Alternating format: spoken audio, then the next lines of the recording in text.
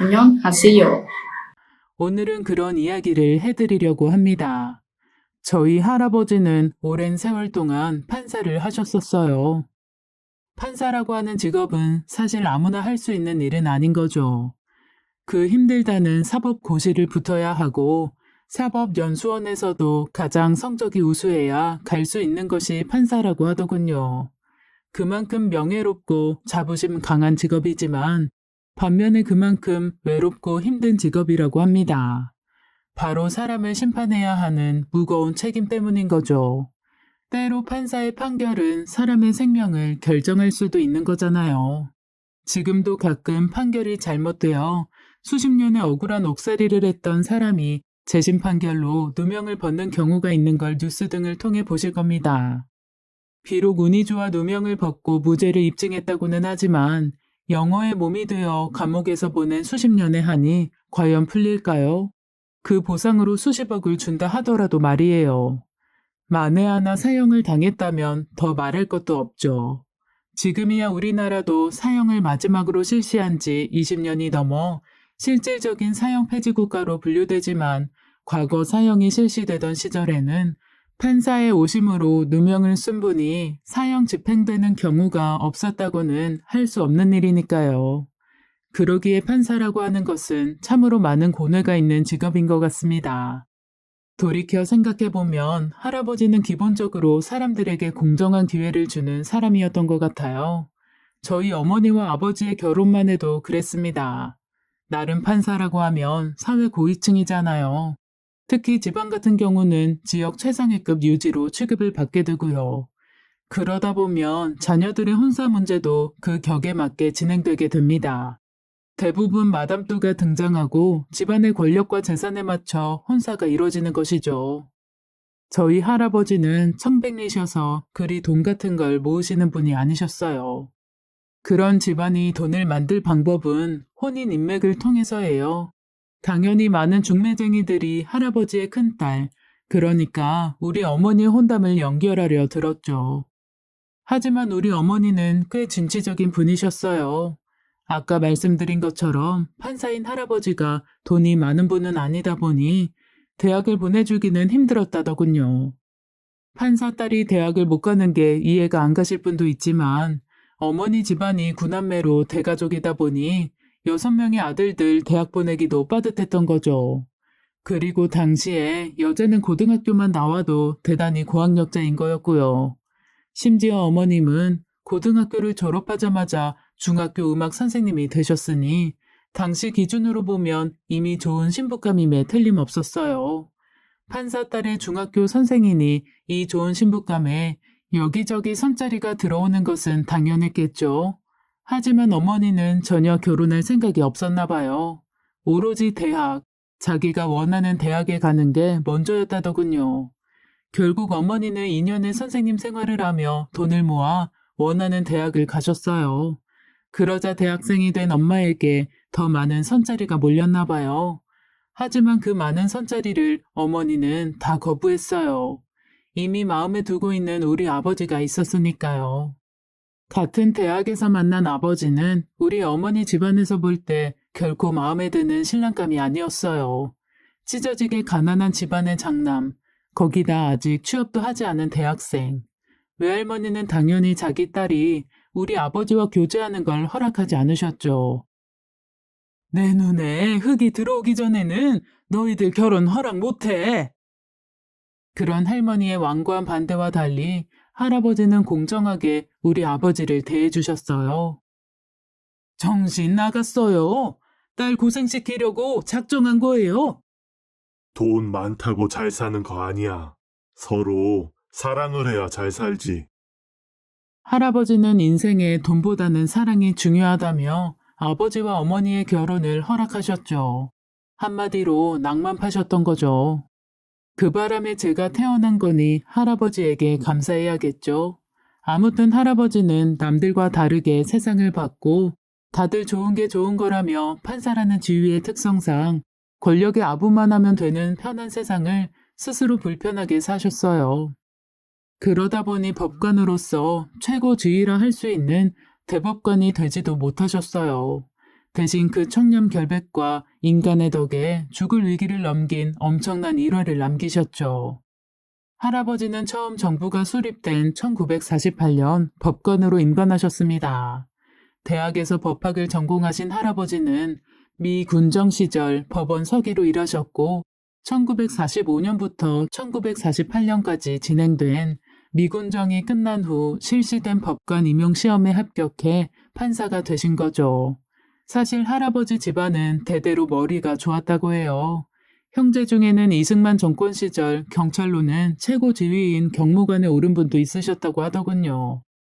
경무관이란 지위는 거의 경찰 권력의 최고봉에 오를 정도로 높은 지위이며 정권의 실세 중에 실세로 향후 장관이나 국회의원까지 바라볼 수 있는 분이었다고 하더군요. 그분에 비해 판사가 된 할아버지는 출세한 것도 아니었답니다.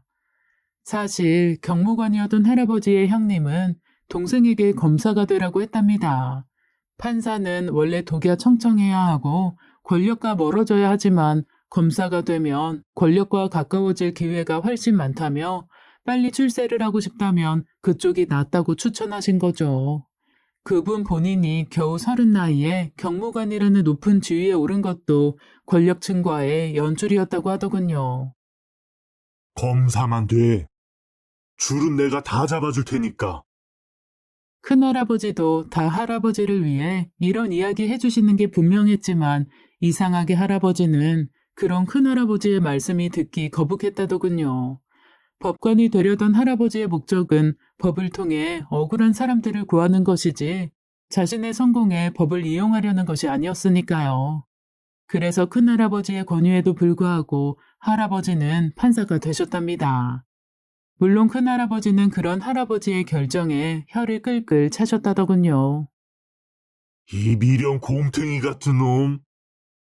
하지만 할아버지는 꿋꿋이 할아버지의 길을 가기로 하셨던 거죠. 당시인 1948년, 바로 그 3년 전만 해도 이 나라는 일제의 식민지였죠. 그때도 법은 있었지만 그 법은 식민지에 사는 조선인들을 위한 게 아니라 지배인, 그러니까 일본인들을 위한 법이었죠. 한마디로 악법이었던 거죠. 그런 악법에 의해 우리 청년들이 군대에 끌려가 죽었고 어여쁜 소녀들은 정신대로 끌려가 고초를 겪었던 거죠. 이제 드디어 우리나라 국민들을 위한 법이 생겼지만 아직도 법은 가진 자들 편에 서 있다고 할아버지는 생각했답니다. 그 불평등을 깨기 위해서는 법을 집행하는 판사의 생각이 올바르게 서 있어야 한다는 생각에 할아버지는 권력 앞에는 한없이 대쪽 같고 불쌍한 국민들에게는 한없이 따사로운 판사가 되고자 하셨던 겁니다. 그 결정은 평생 권력과 동과는 거리를 둔 삶을 살겠다는 뜻이기에 할머니는 한숨부터 쉬셨다고 해요. 당신 마음대로 하슈. 당시 판사의 월급은 쥐꼬리만 했던 모양입니다. 가뜩이나 많은 자식들을 키우기에 그 돈은 전혀 넉넉하지 못했고 그 바람에 판사의 아내인 할머니는 삭바느질 같은 일로 아이들 끼니를 챙겨줘야 했다더군요. 결국 생활이 너무 힘들었던 나머지 어린 저의 어머니와 삼촌들은 서울 큰 할아버지 댁에서 한동안 얹혀 살았다더군요. 지금도 어머니는 그때 큰할아버지 가족들에게 서러움을 받던 일을 이야기하고는 하세요. 그때 큰아버지 집에 가면 자가용이 있었거든. 미국 세단차. 그게 너무 신기해서 만지작거리면 큰아버지 아들인 사촌이 내 손을 딱 때렸어. 만지지 말라고.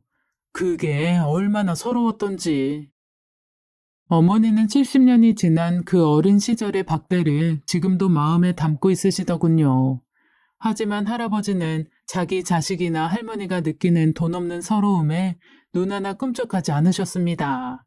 오히려 비굴하게 돈이나 권력의 노예가 되는 것이 돈 없는 것보다 나쁜 거라며 우리 어머니에게 얘기하셨다더군요.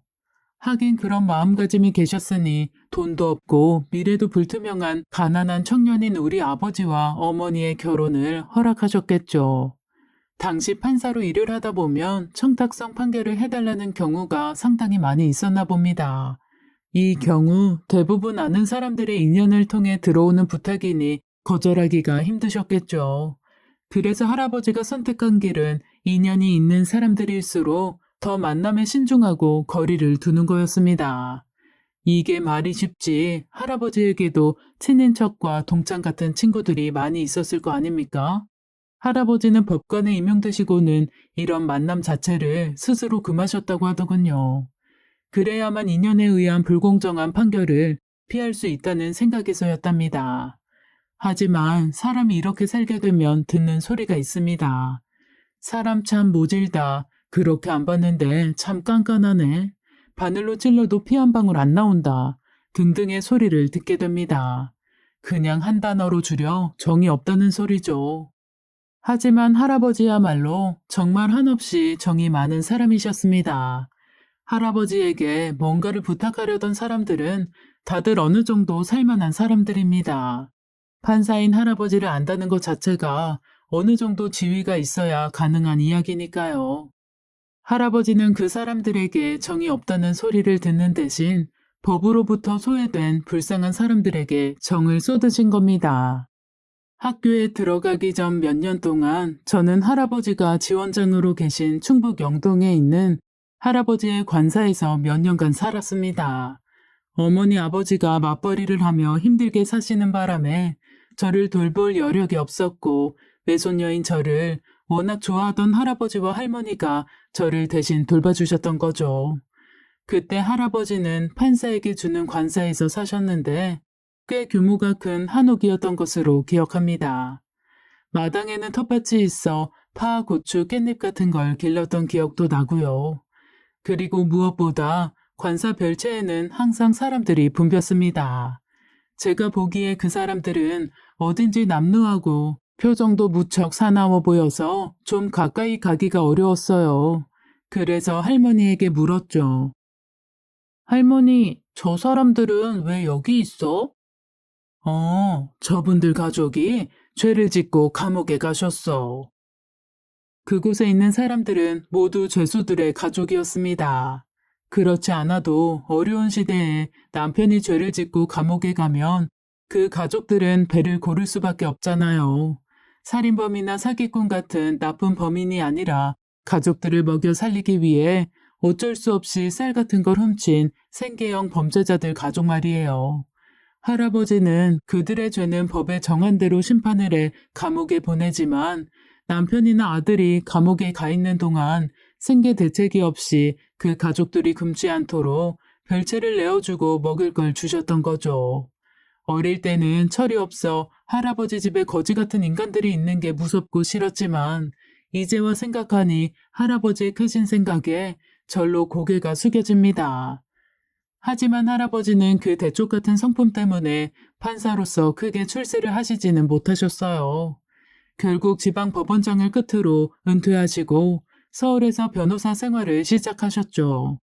평생 판사만 하셨으니 특별히 모아놓은 돈도 없었고 아마 변호사로 활약하던 그때가 유일하게 돈을 좀 만지실 수 있을 때였을 겁니다. 제가 중학교 때 우등상을 받자 선물로 필름 카메라를 사주셨던 걸로 봐서는 아마 가장 여유롭게 사실 때였던 것 같아요. 하지만 호사다마라고 그때 그 일이 생겼어요. 평생 판사만 하셨으니 개업을 하셔도 어떻게 변호사 수임을 해야 할지 몰랐던 할아버지는 주변의 소개로 유능한 사무장을 만났습니다. 그 사무장은 오랫동안 법원 서기로 일했고 여러 변호사들 밑에서 일을 한 민환 사무장이었어요. 사실 사건 수임은 변호사가 아니라 사무장의 능력이 중요하죠. 그분들이 발로 뛰며 사건을 물어와야 변호사가 일을 할 수 있는 거니까요. 할아버지는 그분과 일을 시작했고 그 덕에 여러 큰 민사사건을 맡아 많은 수입을 얻게 되셨던 거죠. 그때 처음으로 할아버지가 자가용도 구입하셨던 게 기억납니다. 어머니는 할아버지가 차를 샀을 때야 어린 시절 차를 못 만지게 하던 사촌에게 겪었던 서운함이 사라지셨다더군요. 하지만 호사다마라고 할아버지의 전성기는 그리 길지 못했어요. 믿고 일을 맡겼던 사무장이 할아버지가 힘들게 번 수입료를 모두 챙겨 사라졌던 거죠. 할아버지는 법은 잘 알았지만 돈이나 경제에 대해서는 잘 모르는 분이셨어요. 그래서 변호사로 버는 돈의 관리를 전적으로 그 사무장에게 맡겼던 거죠. 그저 사무장이 알아서 잘 관리하겠거니 믿고는 달마다 수입의 일부를 월급으로 받아만 가셨다고 해요. 그때 쌓인 돈을 본 사무장에게 사심이 생긴 거죠. 그 통장에는 할아버지가 변호사로 번 돈과 그때까지 수십 년간 판사를 하며 모아놓은 돈이 전부 들어 있었어요.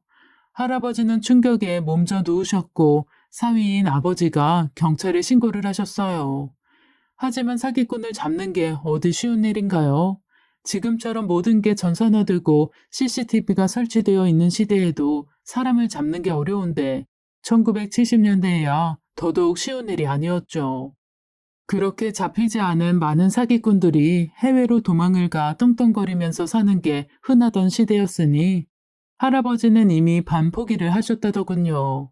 하지만 사건을 담당한 형사부는 단호했어요. 걱정 마십시오. 내 이 나쁜 놈 꼭 잡아드리겠습니다.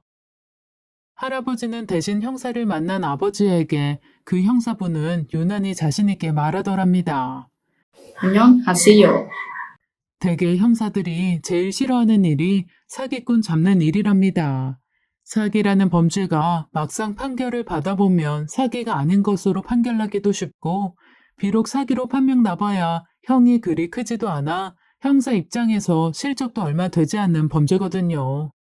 그런데 이렇게 범인을 잡겠다고 눈에 불을 켜는 형사가 있다는 것만으로도 다행이라고 아버지는 생각했다더군요. 정말 그 형사부는 전력을 다해 그 사무장, 그러니까 사기꾼을 잡으러 다니셨어요. 그리고는 진짜 몇 달 만에 그 사기꾼을 검거했다고 아버지에게 연락이 왔습니다. 사무장님, 그 놈 잡았습니다. 지금 서로 오시죠. 아버지가 경찰서로 가자 진짜 그 사기꾼이 유치장에 갇혀 있었다더군요. 진짜 큰일 날 뻔했습니다. 조금만 늦었으면 이놈 미국으로 튀었겠더라고요. 사무장 그 나쁜 놈은 할아버지의 돈을 빼돌리고는 미국으로 출국하기 위해 비자 신청을 해놓고 숨어 있었다더군요. 이런 놈들 뻔해요. 다 미국으로 튀려고 하죠. 거기서 남의 돈 가지고 호의호식하려고요. 형사님은 그가 외국으로 뛸 걸 알고 미국 대사관에 있는 지인에게 사무장의 신상을 줬었다더군요. 그런 자가 비자 신청을 하고 인터뷰를 하러 오면 바로 경찰서로 연락을 해달라고 했고요.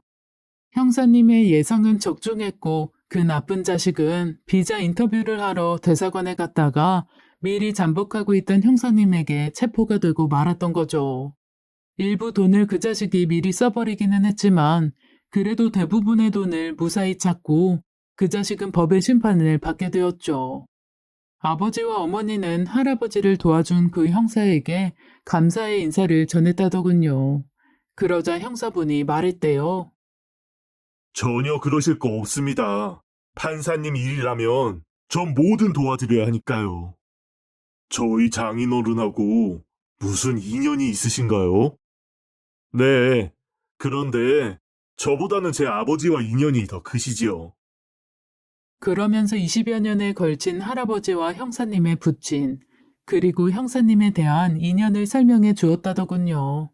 1948년에 판사가 되신 할아버지가 처음으로 부임한 곳은 강원도 원주였답니다. 그곳에서 이루어지는 재판들은 그리 큰 사건들이 아니었다고 하더라고요. 하지만 할아버지는 사건이 크건 작건 항상 소신대로 공정한 재판을 하려고 애쓰셨죠. 그러던 중 땅 소유권을 둘러싼 재판이 하나 들어왔었답니다. 해방 이전, 그러니까 일제강점기에 작성된 땅 문서가 많이 부실해 소유권에 대한 시비가 많이 있었다더군요. 수십 년을 자기 땅이라고 알고 그곳에서 농사를 짓고 경작을 한 사람들이 출처가 불분명한 구한말 혹은 일제강점기 시절 토지 대장으로 하루아침에 땅을 빼앗기는 경우가 너무 많았다고 합니다.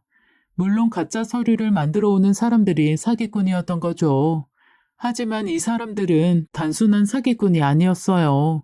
대개 토지 관련 공무원들과 짜고 기술적으로 서류를 조작해 순박한 현지 농민들의 땅을 빼앗는 그 지역 유지를 비롯한 사회 지도층들이었어요. 그들의 농간에 순진하게 물러나는 농민들도 있었지만 반발의 법에 호소하는 경우들도 많았죠. 이렇게 되면 법정에서 시시비비를 가리게 되는데 온갖 편법과 인맥을 동원한 지역 유지 쪽이 재판에서 이기는 경우가 비일비재했다고 하더군요. 할아버지가 맡게 된 소송도 바로 그런 소송이었던 거죠. 할아버지가 소송을 맡자마자 바로 위 선배를 통해 압력이 들어왔다더군요. 박 판사, 이거 우리 형님이 아주 억울한 일을 당했어. 친형도 아닌데 마치 친형인 것처럼 선배는 사기꾼의 편에 서서 할아버지에게 그의 억울한 점을 하소연했답니다. 일단 법리적 판단을 해보겠습니다. 이 사람아, 법리적 판단을 하라고 내가 이렇게 찾아왔겠나? 우리 형님이 억울하다고. 글쎄, 그걸 판단할 근거는 법과 원칙 아닙니까? 형님께서 억울하신 거라면 당연히 법리적으로 판단을 해도 억울함이 증명되겠죠. 할아버지는 정중하게 그 선배의 청탁을 거절하셨죠. 하지만 그 선배 말고도 다른 곳에서 또 다른 압력이 들어왔답니다. 그러면 그럴수록 할아버지는 더 공정하게 재판을 진행해야겠다고 생각했답니다. 막상 사건 심리가 시작되고 제대로 사건을 따져보니 억울하다는 선배의 형님이라는 분의 주장이 오히려 근거가 없다는 것이 하나씩 증명되기 시작했다더군요. 그 선배는 더더욱 몸이 달아 할아버지에게 다시 찾아왔답니다. 판결만 잘 내주시게. 그럼 그 땅 일부 명의 당신 앞으로 해줄 테니. 선배의 그 말에 도저히 참을 수 없었던 할아버지는 호통을 치셨다더군요. 지금 법관을 매수하려는 겁니까? 그딴 소리 더 하실 거면 경찰에 고발할 겁니다. 할아버지의 호통에 결국 선배도 발길을 돌렸다고 하더군요. 그렇게 사건이 일단락되어가는 순간 갑자기 상대방인 농민이 땅에 대한 권리를 포기하겠다는 의사를 밝혀왔답니다. 이해가 안 가는 상황이었죠. 재판이 이렇게 유리한 상황에서 대대로 농사를 지어온 땅을 포기한다니 아무래도 이상하게 생각한 할아버지는 부하 직원에게 소송 포기에 대한 자초지종을 알아보라고 시켰다더군요. 얼마 후 부하 직원에게 들은 자초지종에 할아버지는 쓴웃음을 짓고 말았다더군요. 그 농민분 지금 경찰서 유치장에 있더라고요. 어? 아니 왜? 폭행으로요.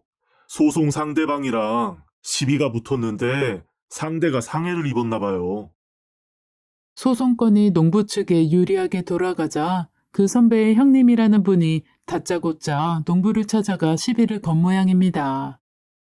찾아가 쌍욕도 하고 난리였나 봐요. 참아보려 했지만 돌아가신 부모 욕까지 하니까 순간 참지 못하고 주먹을 휘두른 모양이더라고요. 딱 봐도 상대방의 작전에 순박한 농부가 걸려든 거였습니다. 일부러 시비를 걸어 농부를 흥분시키고 주먹을 휘두르자 다쳤다며 경찰에 고발을 한 거죠. 지역 유지의 말에 경찰은 과잉 대응을 했을 테고 이대로면 몇 년은 감옥에서 썩어야 한다고 협박도 했겠죠. 상황을 안 할아버지는 즉시 감옥으로 가 농부를 만나 얘기해 주셨답니다. 쌍방 폭행이고 상대가 크게 다치지 않았으니 그걸 빌미로 땅을 포기할 필요는 없다고. 사실 법관의 이런 행동은 자칫 공정성의 문제가 될 수도 있는 것이었지만 법도 잘 모르고 백도 없는 이런 시골 농부에게는 그런 원칙보다는 법의 포용성이 훨씬 더 중요하다고 생각을 하신 거죠. 결국 할아버지는 땅에 관련된 소송에서 농부의 손을 들어주었죠. 그걸로 할아버지는 선배에게 찍혀 진급에서 누락되는 불이익을 당하셨지만 전혀 개의치 않으셨어요. 소송이 끝나고 고맙다며 찾아온 농부의 손에는 씨암탉이 들어있었다더군요. 하지만 할아버지가 그런 걸 받으실 분이 아니시죠. 이걸 제가 받으면 뇌물이 됩니다. 저는 뇌물을 받고 선생님 손을 들어준 게 아니라 어디까지나 법과 원칙에 입각해서 판결을 한 것뿐입니다. 그러니까 저한테 고마워하실 필요 없습니다. 할아버지다운 말씀이셨어요. 눈치채셨겠지만 바로 할아버지 덕분에 땅을 찾은 그 농부분이 바로 그 사기꾼 사무장을 잡은 바로 그 형사의 부친이셨습니다. 이것만으로도 기이한 인연이라 할 수 있지만 사실 그보다 더 기구한 사연이 두 가족을 연결하고 있었습니다. 1950년 우리 민족의 동족 상잔의 비극이 발생했었죠.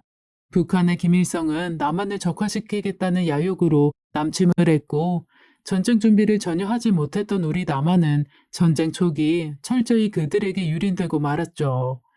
당시 원주에 계셨던 할아버지와 그 가족들은 피난을 가지 못했습니다. 아니, 피난을 갈 겨를도 없이 북괴군이 쳐들어왔던 거라고 하는 게 맞겠죠. 처음 시내를 점령한 북괴군은 일단 그곳 주민들을 안심시켰다고 해요. 자기들은 인민 해방을 하러 온 것이지 사람들을 해치려고 온 것은 아니라고요. 물론 거짓말이었죠.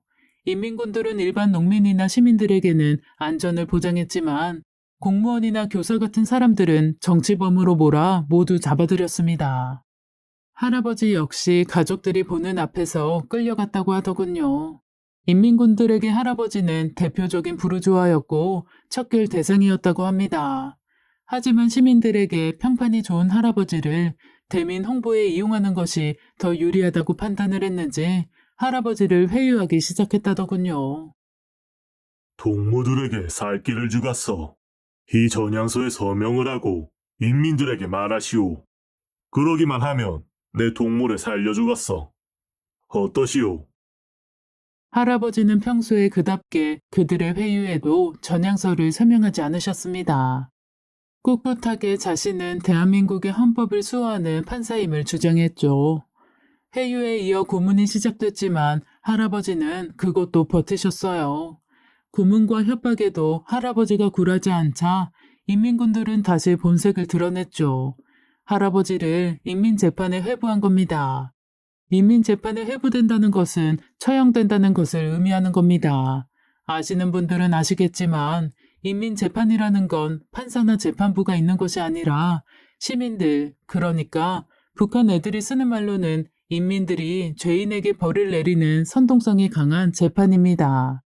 당시 인민군들은 지금 우리 생각과는 달리 힘들고 어려운 백성들에게 파고들어 인기가 높았습니다. 이승만 정권 하에서도 일반 서민들은 살기 어려웠으니 정부에 불만이 가득 차 있던 서민들에게 권력을 주고 쌀과 배급을 줘서 그들의 마음을 사로잡고 있는 상황이었죠. 당연히 인민재판은 그런 서민들에 의해 주도가 되었고 그 재판에 회부된 부르주아 반동분자들은 사형이 언도되어 즉결 처분을 받았습니다.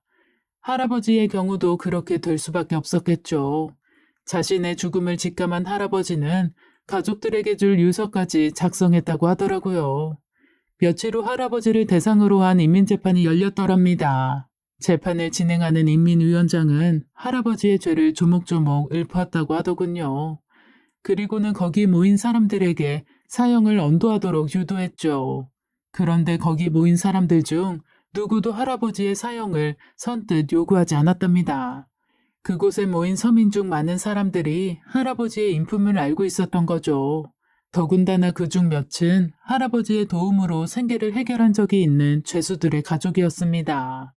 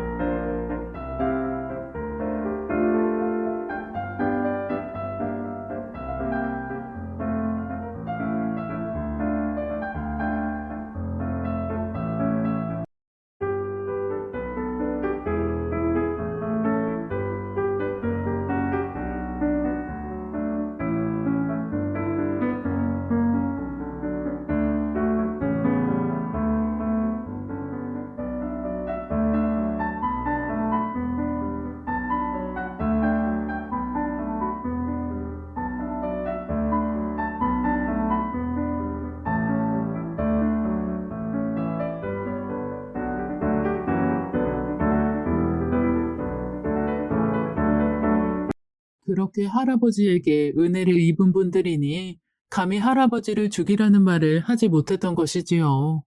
아니, 오히려 저분은 죄가 없는데라는 사람들의 속삭임이 터져 나왔다더군요. 그러자 인민위원장이 다그치듯 거기 모인 사람들에게 물었답니다. 왜 대답들이 없소? 이 반동 분자를 지금 당장 날래 처형해야 하지 않겠소? 바로 그때 한 남자가 나섰습니다. 바로 할아버지 덕분에 땅을 빼앗기지 않았던 바로 그 농민이었습니다. 그분은 법 없이도 살 뿐이오. 그러면서 할아버지가 자신에게 베풀었던 일을 인민위원장을 비롯해 그곳에 참석한 사람들에게 설명했죠. 농민이 먼저 할아버지의 미담을 말하자 뒤를 이어 할아버지에게 도움을 받았던 사람들이 앞다투어 나서서 할아버지의 미담을 얘기하기 시작했죠. 사람들의 증언에 결국 인민위원장은 할아버지에게 사형을 내리는 것을 포기했죠. 그렇게 법은 가난하고 어려운 자들을 지켜주는 거라는 신념으로 일하셨던 할아버지는 그 신념 덕에 서슬퍼런 인민재판에서도 목숨을 건지셨던 겁니다. 그 후 감옥에 투옥되어 있던 할아버지는 인천 상륙작전과 9.28 수복 이후 북진한 국군들에 의해 석방된 후 집으로 돌아와 가족들과 감동적인 재회를 하셨다더군요. 석방이 되자마자 할아버지는 제일 먼저 자신을 살리는 데 앞장선 농민분을 찾았답니다. 하지만 안타깝게도 그 농민분은 할아버지를 살리는 데 앞장섰다는 이유로 인민위원장에 찍혀 인민군에 강제 징집되었다고 하더군요. 결국 그분은 전쟁이 끝날 때까지 고향으로 돌아오지 못한 채 행방이 묘연하게 되주고 말았습니다. 자신의 생명을 구한 은인의 안타까운 상황에 그대로 있을 할아버지가 아니셨죠. 할아버지는 농민분의 미망인과 그 자녀들이 생활할 수 있도록 쌀과 음식을 지원해 주셨죠. 그리고 자식들이 걱정 없이 공부할 수 있도록 지역 장학금을 받을 수 있게도 해주셨고요. 그리고 무엇보다 그 농민분의 아들이 경찰이 될 수 있도록 신원 보증인이 되어주셨답니다. 당시 우리나라는 연좌제라는 게 있어서 아버지가 사상범이면 그 자식들까지 신원에 제약이 걸렸어요. 그렇게 되면 공무원이 된다거나 군인이 되기가 거의 불가능했습니다. 당연히 인민군에 끌려가 행방불명이 된 그 농민의 아들이 경찰이 되는 것도 불가능한 일이었죠. 그러자 할아버지가 분연히 나서셨답니다. 직접 경찰에 연락해 그분의 아버지는 공산주의자가 아니고 나를 살려주려다가 인민군에게 밉보여 끌려간 것이라며 그런 분의 아들에게 공무원 임용해서 불이익을 주면 안 된다고 주장하셨죠. 안녕하세요.